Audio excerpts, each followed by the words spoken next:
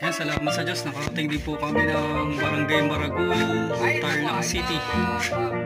Dito sa park po ni Doc William. Mga 200 plus lang po kami ngayong araw na to kasi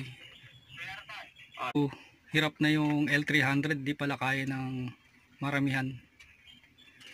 Yan, kaya okay na rin po yung 200 plus para hindi masyado ring stress yung ating halaman. Ating saba.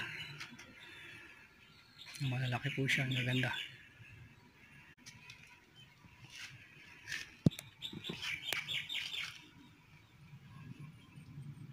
Okay. Salamat sa Diyos.